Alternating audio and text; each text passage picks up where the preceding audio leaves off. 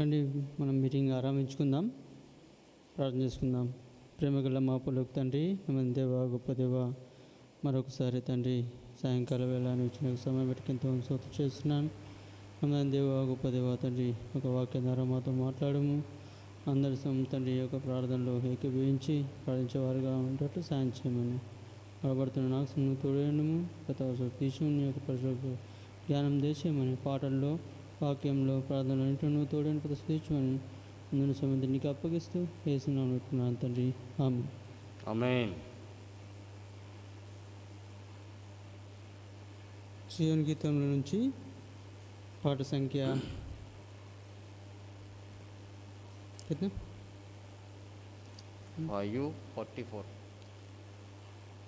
544 పాట పాడుకుందాం. సియోను గీతంలో నుంచి 544. ప్రభు యేసు నా రక్షక, నొసగు కన్నులు నాకు నిరతమునే నిన్ను చూడా. ప్రభు యేసు నా రక్షక, నొసగు కన్నులు నాకు నిరతమునే నిన్ను చూడా.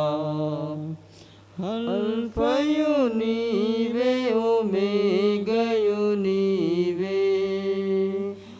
అల్ఫయు నీవే, ఒమేగయు నీవే. ప్రభు యేసు నా రక్షక, నొసగు కన్నులు నాకు నిరతమునే నిన్ను చూడా.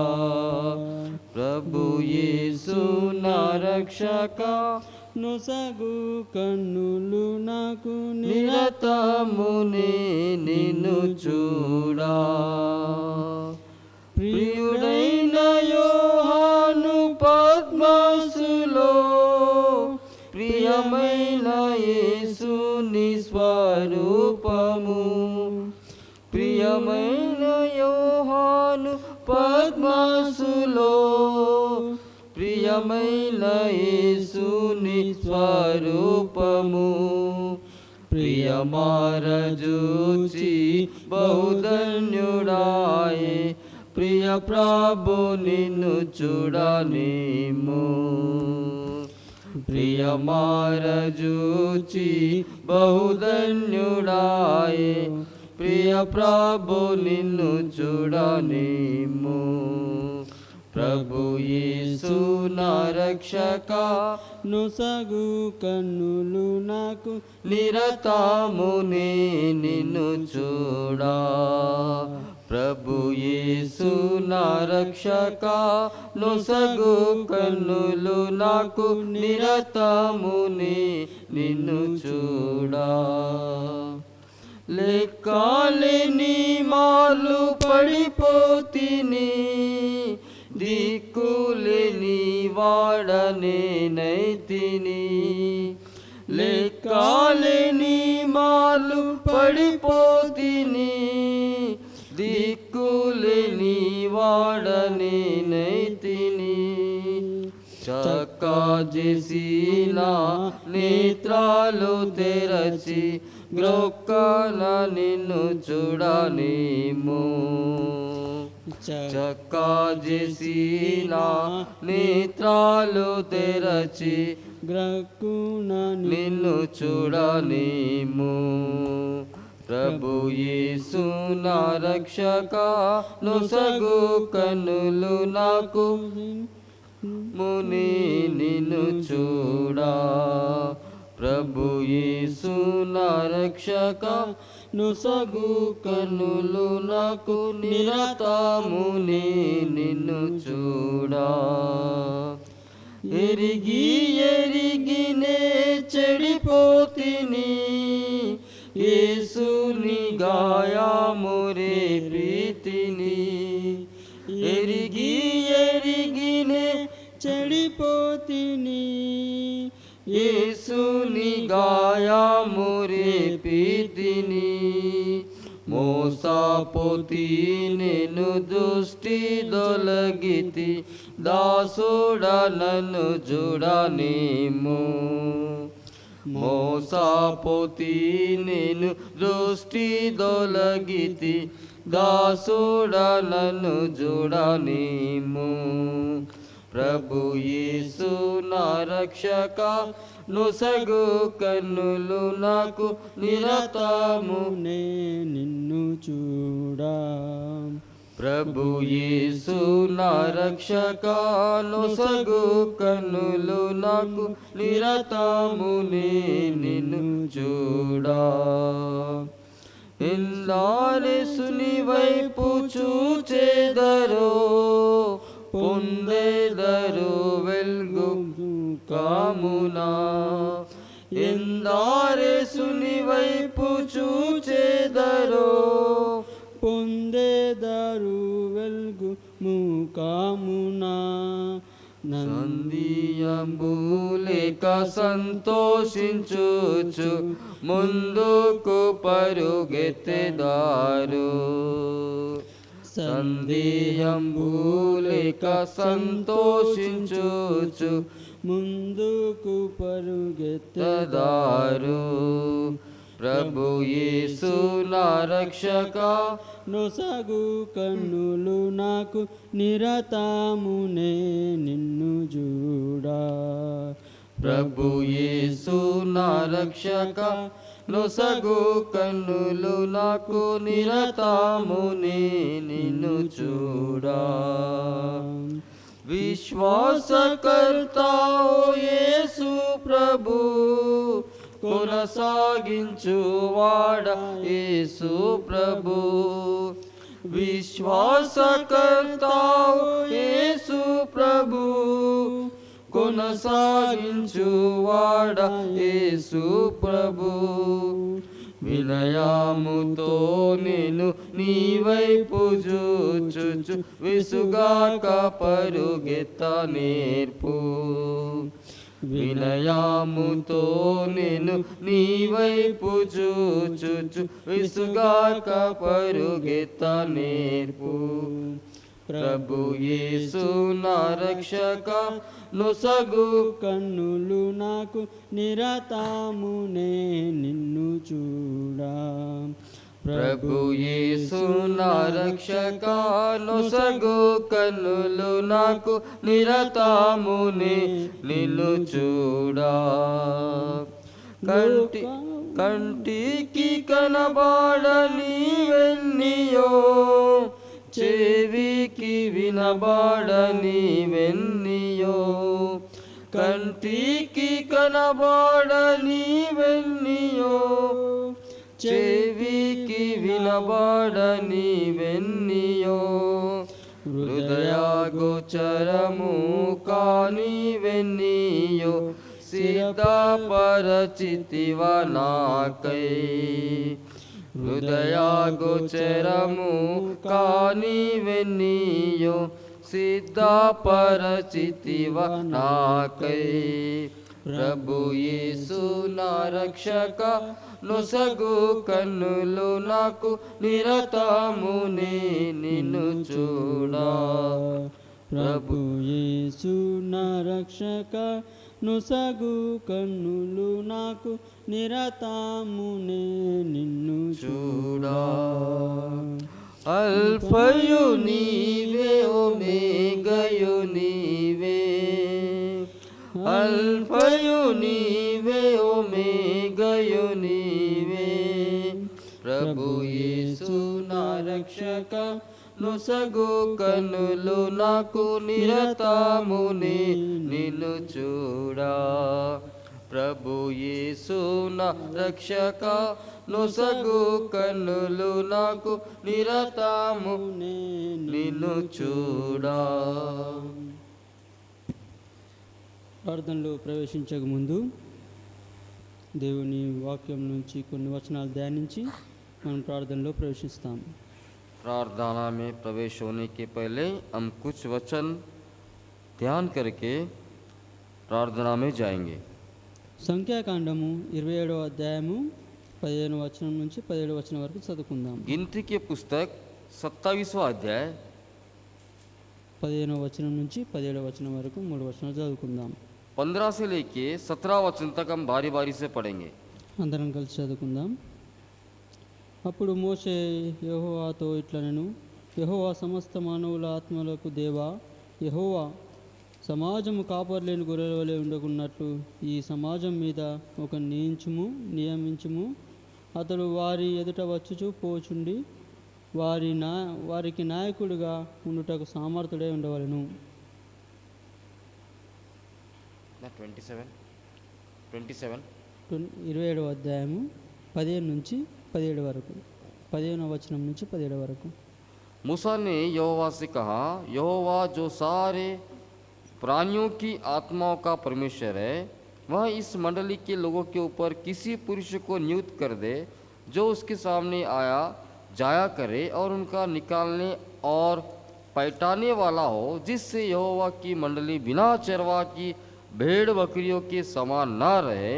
यहोवा ने मूसा से कहा, तू नून के पुत्र यहोशू को लेकर उस पर हाथ रख, वह ऐसा पुरुष है जिसमें मेरा आत्मा बसा है. ఇక్కడ చూస్తే మోషే యెహోవాతో మాట్లాడుతూ వస్తున్నాడు. हम यहाँ देखते हैं कि मूसा ने यहोवा से बात करते आया. మోషే ఆ యొక్క సీనాయి కొండ మీదికి దేవుడు వెళ్ళమని చెప్పినప్పుడు, जब मूसा ने सीनाई पर्वत के ऊपर गया तब చెప్పినప్పుడు అప్పుడు మోషేతో దేవుడు అంటూ వచ్చినాడు, मूसा से परमेश्वर ने कहते हुए आया, సీనాయి కొండ ఎక్కుమని అన్నప్పుడు ఎప్పుడైతే ఇశ్రాయేల్ ప్రజలు ఆ యొక్క దాసత్వం నుంచి వెళ్ళినాక మోషే మీద విసికినప్పుడు దేవుని కోపం తెప్పించినారు వాళ్ళు. जब मूसे के ऊपर थक गया था तो परमेश्वर के क्रोध आया था. అప్పుడు మోషే ఆ యొక్క కనాన్ దేశంలోకి చేరలేకపోయినాడు. तब मूसा ने उस कनान देश में प्रवेश ना हो सका. సీను కొండ ఎక్కి అప్పుడు కనాన్ దేశం మీదికెళ్ళి చూపించినాడు దేవుడు. जब वो कनान के ऊपर से दिखाया परमेश्वर ने, కానీ కనాన్ దేశం చేరుకోలేకపోయినాడు. पर कनान देश में पहुंच नहीं सका.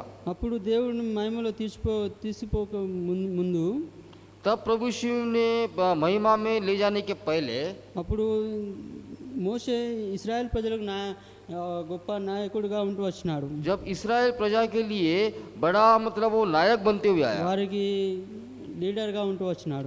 उनका मतलब लीडर बनते हुए आया. అప్పుడు మోషే యెహోవాతో అంటూ వచ్చినాడు, तब मूसा ने यहोवा से कहा, ఈ యొక్క ప్రజలు ఇశ్రాయేల్ ప్రజలు जो इस्राएली प्रजा लोग है, వారికి నాయకుడు లేకపోతే, अगर उनको अगर चलाने वाला, उनकी अगवा करने वाला अगर नहीं है तो కాపర్లేని గొర్రెల వలె అవుతారని, वो बिना चरवा के भेड़ बन जाएंगे.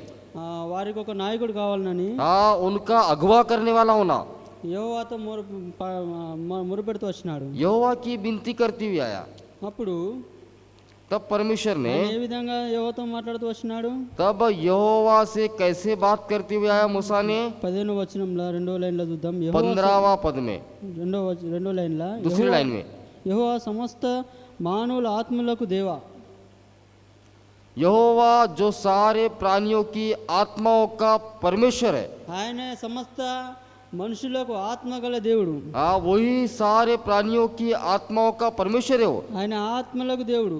वो आत्मा परमेश्वर है. ఆయన ఆత్మలకే కాదు శరీర ఆత్మలకు దేవుడుగా वो ఉంటున్నాడు. आत्माओं का परमेश्वर नहीं है मगर शरीरों का परमेश्वर भी है. సంఖ్యాకాండము गिनती 16వ అధ్యాయము 16वां अध्याय 22వ వచనం. उसका 22वां पद. సంఖ్యాకాండము 16:22. 16-22. ఇక్కడ మోషే మొరపెడుతూ వచ్చినాడు.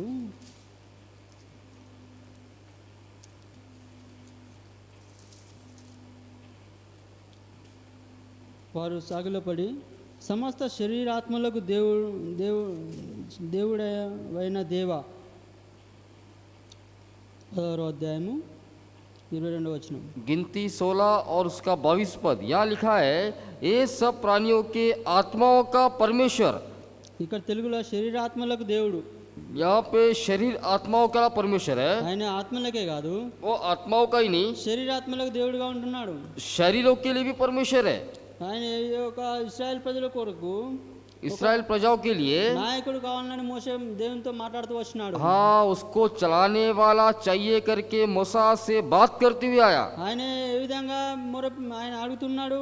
वो किस रीति से विनती कर रहा है वो? ఎందుకంటే నాయకుడు లేకపోతే ఆ యొక్క ప్రజలు వాళ్ళ ఇష్టానుసారంగా ఆ, ఇటు అటు వాళ్ళు చెదిరిపోతారు. क्योंकि अगवा करने वाला अगर नहीं है तो अपने इच्छा का मुताबिक उधर इधर तितर बितर हो जाते ఇక్కడ हैं। వాళ్ళ యొక్క నాయకుడు కావాలని దేవునితో మాట్లాడుతూ వస్తున్నాడు. हाँ, यहाँ पे लिखा है कि उनकी अगवा करने वाला होना करके परमेश्वर से विनती किया।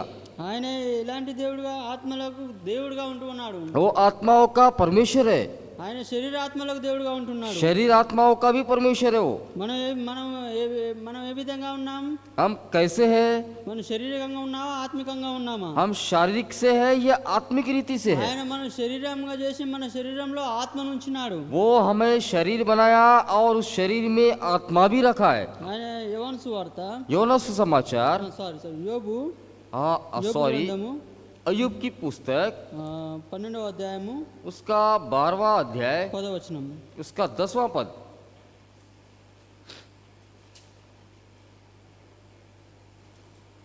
యోబు 12వ అధ్యాయము 10వ వచనం. अयुब 12 और उसका 10।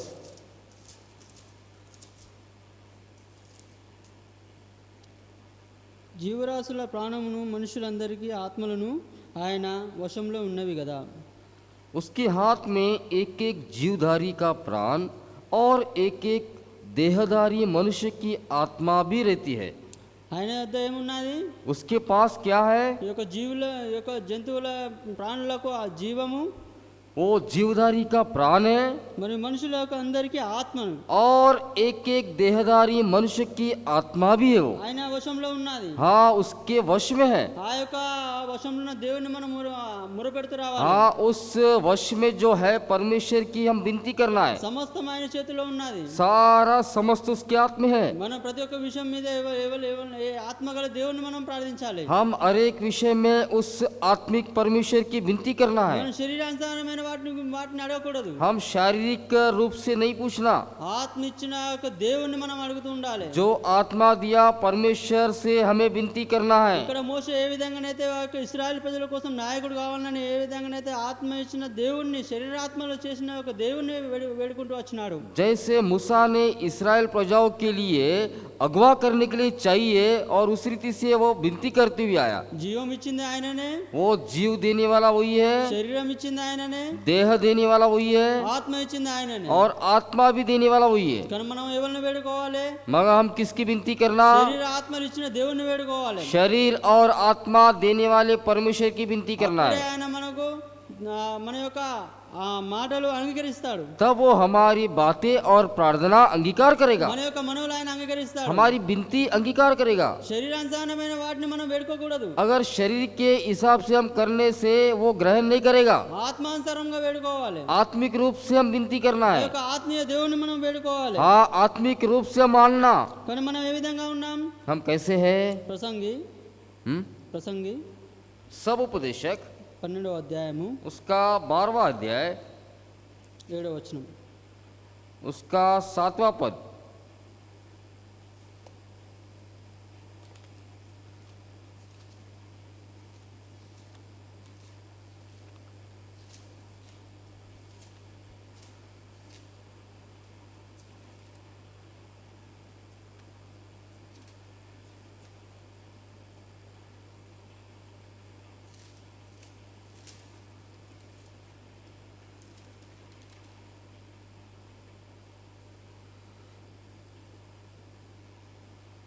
సారీ క్షమించండి. హెబ్రీలో రాసిన పత్రిక क्षमा कीजिए। హెబ్రీలోకి రాసిన పత్రిక इब्रानियों 12వ అధ్యాయము 12वां अध्याय 9వ వచనం. 9వ వచనం. उसका 9वां पद।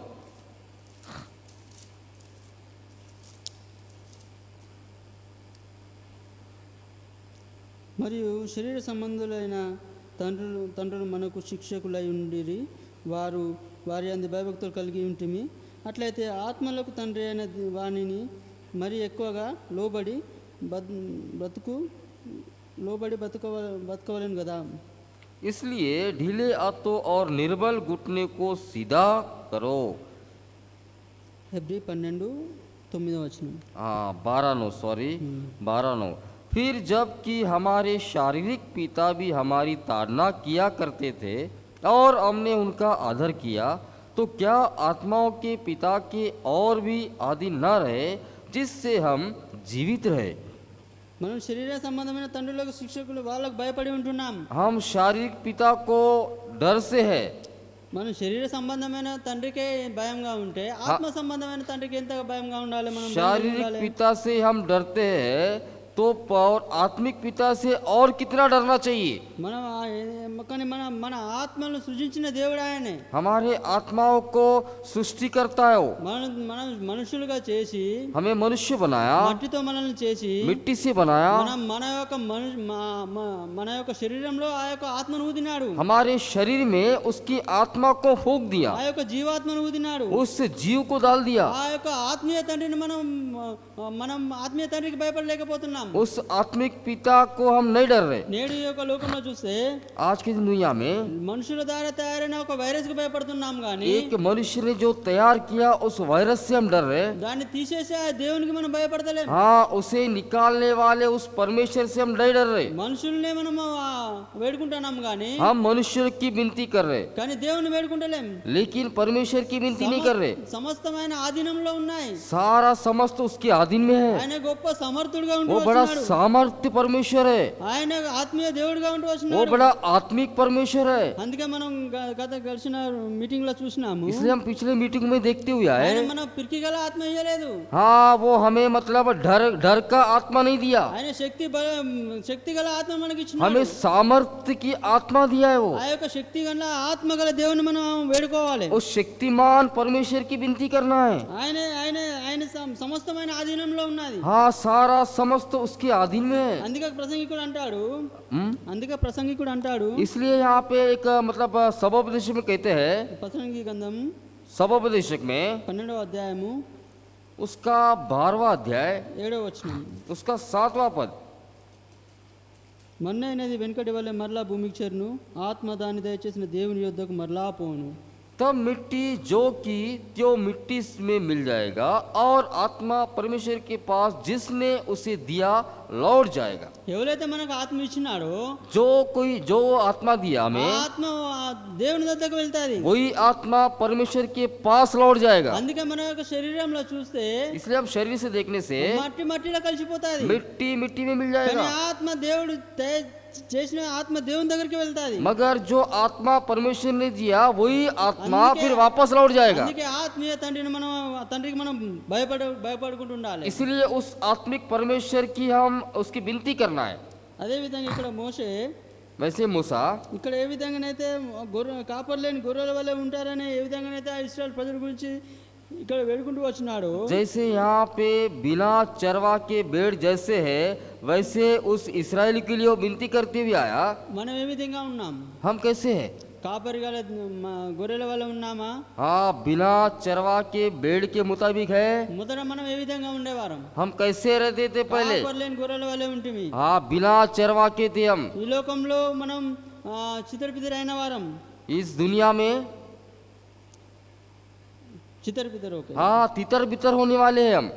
మనల్ని వెతికి రక్షించడానికి ఒక తండ్రి తన కుమారుని ఈ లోకానికి పంపించినాడు. हमें ढूंढ के उधार देने के लिए उस पिता ने उस पुत्र को हमारे लिए भेज दिया। ఏ విధంగా ఇశ్రాయేల్ ప్రజల కోసం అక్కడ యోషువను దేవుడు పంపిస్తూ వచ్చినాడు. जैसे इस्राएल के प्रजा के बारे में यहोश को भेजते हुए आया, అదే విధంగా ఈ లోకంలో మన కొరకై తండ్రి తన కుమారుని పంపిస్తూ వచ్చినాడు. वैसे इस दुनिया में पिता ने अपने पुत्र को भेज दिया हमारे लिए। గొర్రెలకు మంచి కాపరిగా ఉంటూ वो వచ్చినాడు. चरवा का भेड़ का अच्छा चरवा है वो। మనం ఆ యొక్క గొర్రెలు కాపరి లేని వారమైతే ఏ విధంగా ఉంటాము? हम बिना चरवा के भेड़ జకరియా जकरिया 10వ అధ్యాయము 2వ వచనం. 10 और 11, 10वां अध्याय और उसका 10వ అధ్యాయము 10वां अध्याय 2వ వచనం. उसका दूसरा पद।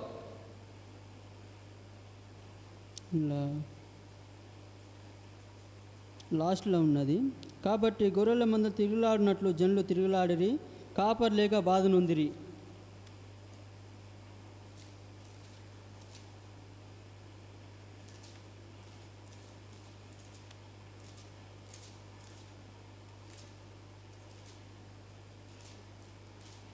10:9 10 का दूसरा पद। अच्छा 10 का दूसरा पद, जकरिया 10वां अध्याय उसका दूसरा पद। क्योंकि गृह देवता अनर्थ बात कहते और भावी कहने वाले झूठा दर्शन देखते और झूठे स्वप्न सुनाते और व्यर्थ शांति देते। इस कारण लोग भेड़ बकरियों के समान भटक गए और चरवाहे ना होने के कारण दुर्दशा में पड़ गए। మనం గొర్రెల కాపర్ లేనందుకు ఏ విధంగా ఉన్నాం? देखिए यहाँ पे लिखा है चरवाहे ना होने के कारण हम कैसे, అటు ఇటు తిరుగులాడుతున్నాం। हाँ दुर्दशा में पड़े हम। నేడు ఈ యొక్క లోకంలో ఏ విధంగా ఉన్నారు? आज दुनिया में कैसे है लोग, కరోనా వచ్చిందంటే कोरोना आया है, హాస్పిటల్ కోసం ఎటు అటు తిరుగుతున్నారు, दवाखाने में दुर्दशा में हो, ఎటు పడితే అటు తిరుగుతున్నారు। हाँ उधर इधर घूम रहे हैं। ఎక్కడ చూసినా వారికి బెడ్లు ఖాళీ లేవు। कहीं भी देखने से बेड खाली नहीं है ఎక్కడ दवाखाने వెళ్ళినా में, కానీ వాళ్ళు విచ్చలు ఎటు తిరిగినా కానీ ఏం దొరకలేదు। किधर भी घूमने से कुछ नहीं मिला उन्हें, ఎందుకంటే వారికి కాపరైన దేవుడు లేడు కాబట్టి। क्योंकि उनके पास चरवा नहीं है। మన కాపరైన దేవుడు మనకున్నాడు। हमारा चरवा परमेश्वर है।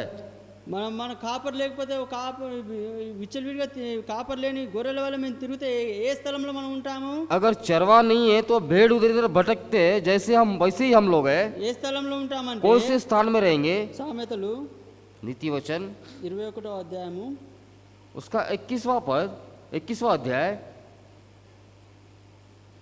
16వ వచనం। उसका 16वां पद, 21వ అధ్యాయం 16వ వచనం। नीति वचन 21वां अध्याय उसका 16वां पद। వివేక మార్గమును విడిచి తిరుగువాడు ప్రేతల గుంపులో కాపురముండును। जो मनुष्य बुद्धि के मार्ग से भटक जाए उसका ठिकाना मरे हुए के बीच में होगा। ఏ విధంగా ఉంటాడు? कैसे रहेगा वो? ప్రేతల స్థలంలో ఉంటాడు। देखिए उसका ठिकाना मरे हुए के बीच में होगा। దేవుని యొక్క కాపర్లో లేనివాడు ఏ విధంగా ఉంటాడు? देखिए अगर बिना चरवा का कैसा रहेगा वो? దేవుని యొక్క ఇప్పుడు నేడు ఈ లోకంలో చూస్తే దేవుని యొక్క ఆదరణ, దేవుని యొక్క ఆయన యొక్క నడిపింపులు లేనివారు ఏ విధంగా ఉన్నారు? శ్మశానంలో ఒక మరణ అవస్థలో ఉన్నారు వాళ్ళు। देखिए इस दुनिया में देखते हैं जो परमेश्वर के अधीन में नहीं है। अब यहाँ लिखा है कि उसका ठिकाना मरे हुए के बीच में होगा। నేడు యొక్క పరిస్థితి అలాగనే ఉన్నది। आज का दिन जो है स्थिति वैसा ही है। మనం ఒక విడవబడిన ఒక గొర్రెల వలె ఉంటే మన కొరకై దేవుడు ఈ లోకానికి వచ్చినాడు। हम भटके हुए भेड़ थे, हमारे लिए हमको बचाने के लिए परमेश्वर ने उसका एकलौता पुत्र इस दुनिया में भेजा। ఆ యొక్క మరణం నుంచి మనల్ని కాపాడుతూ వచ్చినాడు। उस मृत्यु से हमें बचाते हुए आया। ఆయన మన మీద కనికరపడినాడు। वो हमारे ऊपर अनुग्रह दिखाया। మత్తయి సువార్త मत्ती सुसमाचार 9వ అధ్యాయము 10वां अध्याय 36వ వచనం। उसका 36वां पद। 9వ అధ్యాయము 36వ వచనం। 9 9వ అధ్యాయము हाँ 9वां अध्याय 36వ వచనం। उसका 36वां पद। ఆయన సమూహం చూచి వారు కాపరు లేని గొర్రెల వలె పిసికి చెదిరి ఉండినందున వారి మీద కనికరపడి। जब उसने भीड़ को देखा तो उसको लोगों पर तरस आया, क्योंकि वे उन भेड़ों के समान जिनका कोई रखवाला ना हो व्याकुल और भटके हुए से थे। మనం ఇక్కడ అక్కడ చెదిరిపోయి ఉన్నాం। हाँ हम भटके हुए, కాపరు లేని గొర్రెల వలె మనం ఇక్కడ అక్కడ చెదిరిపోయి ఉన్నాం। बिना चरवा के लोग हैं हम। అప్పుడు దేవుడు మనల్ని చూసి కనికరపడినాడు మన మీద। तब देखकर परमेश्वर ने हम पे अनुग्रह दिखाया। ఆయన తన మందిలో చేర్చుకున్నాడు। तब उनके मतलब भेड़ों में हमें बना दिया, भीड़ में बना दिया ఆయన उनके। యొక్క మందిలో చేర్చుకుని ఆయన మన ముందు నడిపిస్తూ వస్తున్నాడు। हाँ उनके झुंड में हमें इकट्ठा किया और आगे चलाते आया। మార్కు సువార్త मार्क समाचार 6వ అధ్యాయము 6वां अध्याय 34వ వచనం। उसका 34वां पद। గనుక యేసు వచ్చి ఆ గొప్ప సమూహంను చూచి వారు కాపరులేని గొర్రెల వలె ఉన్నందున వారి మీద కనికరపడి। उसने उतरकर बड़ा भीड़ देखी और उन पर तरस खाया, क्योंकि वे उन भेड़ों के समान थे जिनका कोई रखवाला ना हो, और वह उन्हें बहुत सी बातें सिखाने लगा। ఏ విధంగా కనికరపడినాడు? वो कैसे अनुग्रह दिखाया?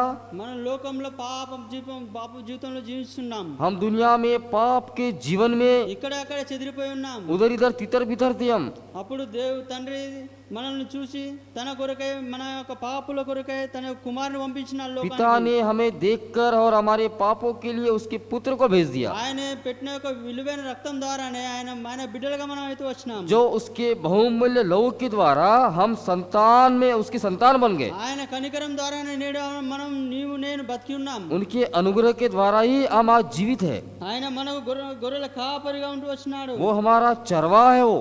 అందుకే ఇక్కడ మోషే వారి యొక్క ఇశ్రాయేల్ ప్రజల గురించి మొరపెడుతూ వచ్చినాడు. इसलिए यहाँ पे मूसा इस्राएल के प्रजाओं के बारे में विनती करते हुए आया, ఎందుకంటే కాపరి లేకపోతే ఏ విధంగా ఉంటారో మోషే ఇదివరకు ఇక్కడ ఇశ్రాయేల్ ప్రజలను చూస్తూ వచ్చినాడు. क्योंकि बिना चरवाहा के भेड़ कैसे रहते हैं, मूसा ने इस्राएल को देखते हुए आया। ఎప్పుడైతే మోషే ఆ యొక్క కొండ మీదకి దేవునితో మాట్లాడడానికి వెళ్ళినప్పుడు जब मूसा ने उस पर्वत के ऊपर गया परमेश्वर से बात करने के ఆ लिए, ఇశ్రాయేల్ ప్రజలు కొండ కింద ఏం చేస్తూ వచ్చినారు? वो इस्राएल के प्रजा लोग पर्वत के ऊपर क्या करते हुए వారి आए? సొంత దూడను తయారు చేసినారు. हाँ ఒక ఆవు దూడను తయారు చేసినారు. हाँ, एक मतलब अपना खुद का एक बैल को तैयार किया। వాళ్ళు విచ్చలవిడిగా నాట్యం చేసినారు. हाँ, वो मतलब अपने इच्छा के अनुसार वहाँ पे नाट्य कर रहे थे। वो వారి ఇష్టానుసారంగా తాగినారు. इच्छा के अनुसार खाना पीना चल रहा था। ఎప్పుడైతే మోషే కిందికి వచ్చినాడు जब मूसा ने नीचे आया అప్పుడు చూసినాడు. तब देखा, ఎందుకంటే నాయకుడు సరైన నాయకుడు లేకపోతే ఏ విధంగా ప్రజలు ఉంటారో మోషేకు తెలుసు. क्योंकि अगवा करने वाला जो अगर सही व्यक्ति नहीं रहा तो अगर मूसा को पता लग गया। అందుకే ఇక్కడ యెహోవాతో ఎట్లా అంటున్నాడు? यहोवा से कहता है, ఎందుకంటే కాపరి లేని గొర్రెల వల్ల వీళ్ళు ఇక్కడ అక్కడ చెదిరిపోతారని వారి కోసం వారి కొరకై ఒక కాపరి కావాలని ఇక్కడ మురపెడుతూ వచ్చినాడు. बिना चरवाहा के जैसे तितर बितर होते हैं, वहाँ चरवाहा के लिए अगवा करने के लिए चाहिए करके विनती करते हुए आया। ఆయన మనకు మంచి కాపరిగా ఉంటూ वो వచ్చినాడు. अच्छा हमारा चरवाहा है वो। ఆయన మనకు కాపరి లేకపోతే మనం వేరే కాపరి ఏది ఉన్నది? ఇప్పుడు లోకంలో అందరూ కాపరి లేని గొర్రెల వల్ల ఇక్కడ అక్కడ తిరుగుతూ వస్తున్నారు. दुनिया में देखते हैं बिना चरवाहा के उधर इधर भटकते हुए हम देखते हैं। ఈ హాస్పిటల్ కాకపోతే ఆ హాస్పిటల్, उधर इधर दवाखाना, కానీ ఎక్కడికి వెళ్ళినా కానీ వారికి మరణమే ముందు ఉంటున్నది. कहीं भी जाओ उनको मृत्यु है। అందుకే వారికి కాపరి ఏది ఉన్నది? हाँ, उनको चरवाहा कौन है उनका? కీర్తనలు 49వ అధ్యాయము भजन संहिता 49वां अध्याय 14వ వచనం. उसका 14 पद। కీర్తనలు 49 भजन 14. संहिता 49 और 14।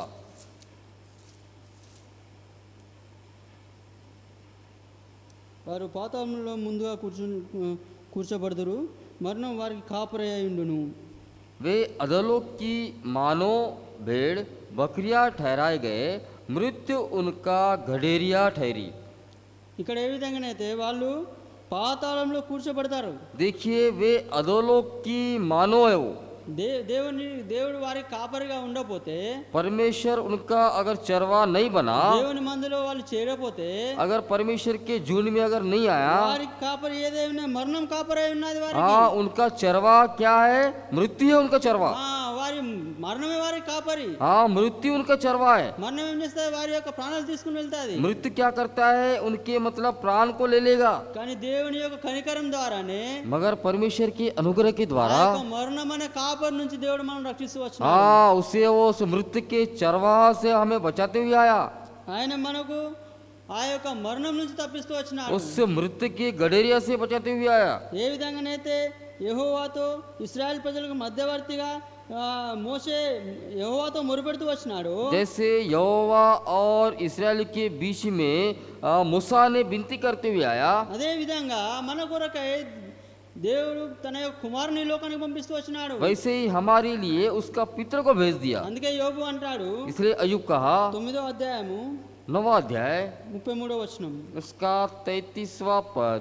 యోబు अय्यूब 9వ అధ్యాయము 9वां अध्याय 33వ వచనం. उसका 33 पद। మా ఇద్దరి మీద చేయి ఉంచదగిన మధ్యవర్తి మాకు లేడు. हम दोनों के बीच कोई बिछवाई नहीं है जो हम दोनों पर अपना हाथ रखे। మా ఇద్దరి మధ్యలో మధ్యవర్తి లేడు అంటున్నాడు. हाँ, हम दोनों के बीच कोई बिछवाई नहीं है। మధ్యవర్తి ఏ విధంగా ఇక్కడ మోషే మధ్యవర్తిగా ఉంటున్నాడు. देखिए, यहाँ पे मूसा को देखते हैं, बिछवाई का काम कर रहा है ये। యెహోవాకును ఇశ్రాయేల్ ప్రజలకు మధ్యవర్తిగా ఉండి यहोवा के और इस्राएलियों का बिछवाई है ये। వారి కొరకు ఒక నాయకుడు కావాలని యెహోవాతో మొరపెడుతూ వచ్చినాడు. उनको एक अगवा करने वाला एक सेवक चाहिए करके यहोवा की विनती करते हुए आया। నేడు నీ నా కొరకై దేవుడు మన మన మన కొరకై మధ్యవర్తిగా వచ్చినాడు. आज तुम्हारे और हमारे लिए परमेश्वर का पुत्र हमारा बिचवाई बन के आया। తిమోతికి రాసిన మొదటి పత్రిక తిమోతికి రాసిన మొదటి పత్రిక पहला तिमोथियुस